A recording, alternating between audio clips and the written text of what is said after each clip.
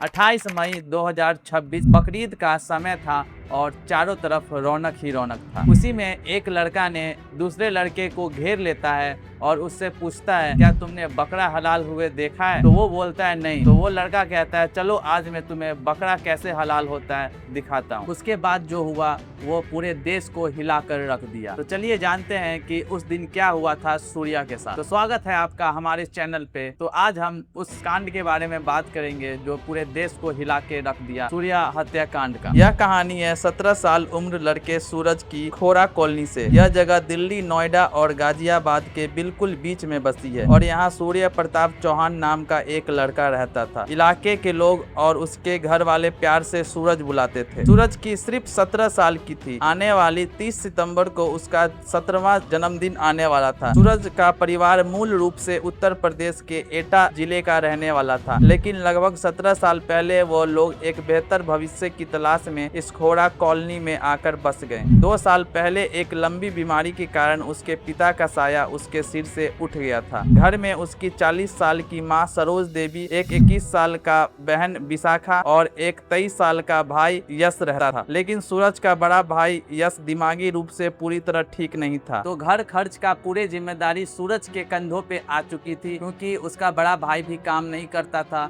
तो सूरज बगल के ही कपड़े दुकान की फैक्ट्री में वहाँ पे वो काम करता था। इतनी मुश्किलों के बावजूद उसके हाल ही में मेहनत करके 10वीं की परीक्षा पास की थी। 28 मई 2026 यह बकरीद का दिन। हर तरफ त्योहार की वजह से छुट्टी का माहौल था। सूरज जल्दी उठा। त्योहार के कारण उसकी कपड़े की फैक्ट्री बंद थी, लेकिन सूरज के घर की जरूरतें कभी छुट्टी नहीं मानती। राशन लाना था, परिवार का पेट भरना था, इसलिए वह सुबह दिहाड़ी मजदूरी का काम ढूंढने के लिए घर से निकल पड़ा। वह चाहता था कि आज भी वह खाली हाथ घर लौट कर न आए और कम से कम कुछ पैसे वह कमा कर लाए। दोपहर के करीब 12 बज रहे थे। सूरज ने अपनी माँ सरोज को फोन लगाया, लेकिन फोन पर बात करते हुए माँ को पीछे से कुछ लोगों के जोर से चिल्लाने और बहस करने की आवाजें आ रही थी। माँ ने सूरज से पूछा कि क्या हुआ बेटा, तू ठीक है? जिस पर सूरज ने कहा, हाँ माँ ठीक हूँ, आप अपनी सेहत का ख्याल रखना। दोपहर के करीब 3 बजे का समय। खोरा कॉलोनी का एक पतली गली। यहाँ सूरज का आमना सामना एक लोकल लड़के से हुआ। इस लड़के का नाम था असद। असद की उम्र भी 17 से 20 साल के बीच थी। सूरज और असद एक दूसरे से पहले से जानते थे। कुछ समय पहले उनके बीच कोई छोटी मोटी लड़ाई हुई थी,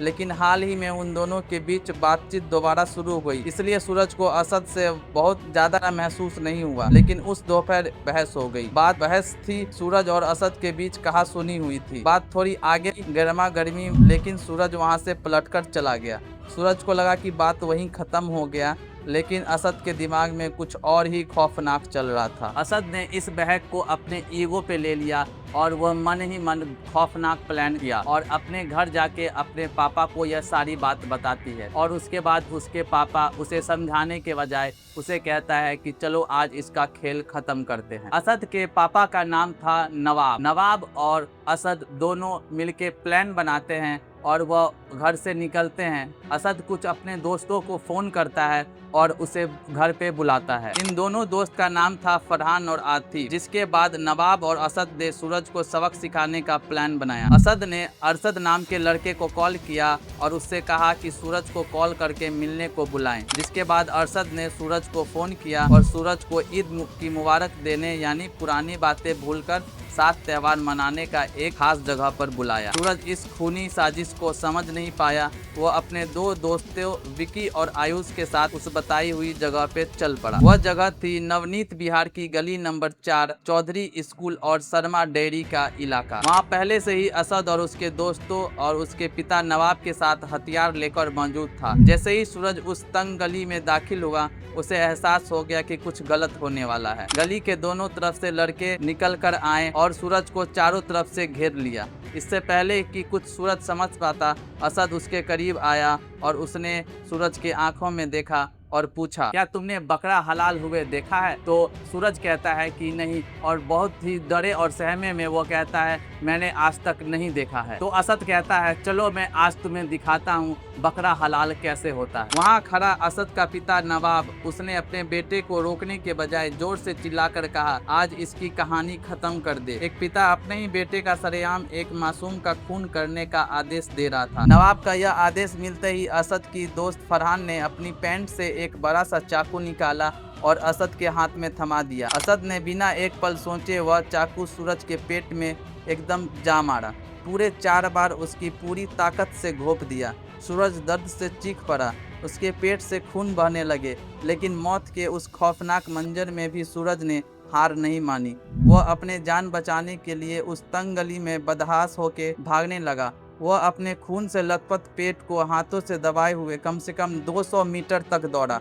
वह जिंदगी का भीख मांग रहा था, लेकिन वह हैवान उसके पीछे दौड़ रहे थे। उन्होंने सूरज के फिर से पकड़ लिया और फिर चाकू से कई बार की। आखिरकार सूरज सड़क पर गिर पड़ा। उसके शरीर से काफी खून बह रहे थे।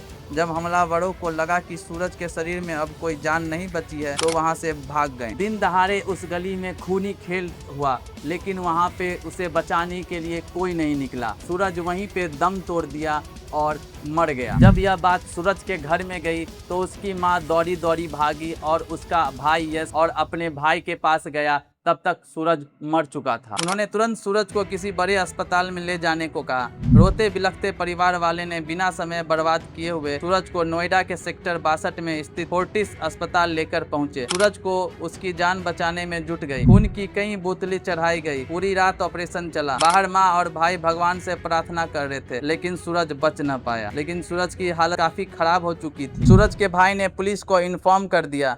तब पुलिस ने परिवार को शिकायत पर बीएनएस की धारा 109 के तहत केस दर्ज किया।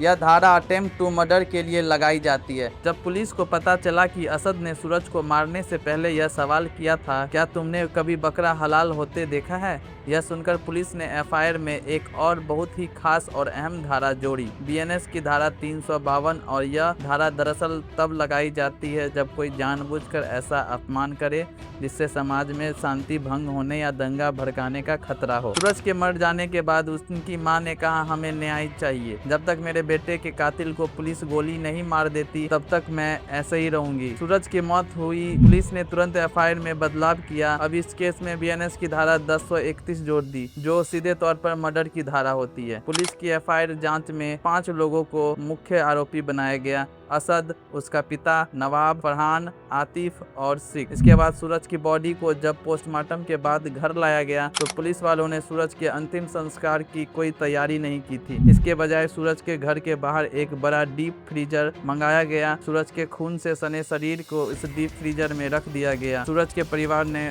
उनका अंतिम संस्कार करने से साफ इनकार कर दिया। वह चाहते थे जब तक सूरज की न्याय नहीं मिलेगा तब तक अंतिम संस्कार नहीं होगा। देखते ही देखते हजारों की भीड़ सूरज के घर के बाहर इकट्ठा हो गई।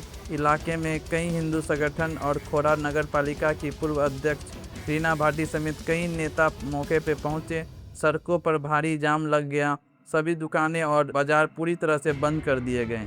लोगों को गुस्सा 7वें आसमान पे था। 2 दिन के बाद मुख्य आरोपी आतिफ को पुलिस ने एनकाउंटर में मार गिराया और उसका एक साथी को भी मार गिराया। सूरज के परिवार को इंसाफ तो मिल गया, लेकिन उनकी मां का दर्द जो अभी भी अपने बेटे के लिए जो है उनके सीने में, वह कभी ख़त्म नहीं हो सकता है। पुलिस ने इसके बाद उनके घर में बुलडोजर भी चलाने का आदेश दिया है, जो कि आई थिंक अभी तक चल गया होगा। लेकिन इस केस के बाद पूरा जहाँ पे इलाका है उनमें तनावपूर्ण माहौल था। कोई कुछ आतिफ के बारे में नहीं बोल रहा था, क्योंकि मुस्लिम लोग जो वहाँ पे हैं, कोई कुछ आतिफ के सपोर्ट में बोल रहा है। किसी ने बोला कि अच्छा किया, 1-2 लोग बोल रहे हैं कि किसी ने आतिफ की बहन को छेड़ा था, लेकिन यह सब झूठे वादे हैं, क्योंकि उनकी बहन, आतिफ की बहन का शादी 7 साल पहले हो चुका था और तब मुझे लगता है कि सूरज बस 10 साल का होगा। तो यह जो बात फैलाई जा रही है वह बिल्कुल झूठ है। अगर यह केस 72 घंटों के अंदर ये ख़त्म नहीं होता तो वहाँ के लोग एकदम भड़के हुए थे और मुझे लगता है वहाँ पे दंगा स्टार्ट हो जाता।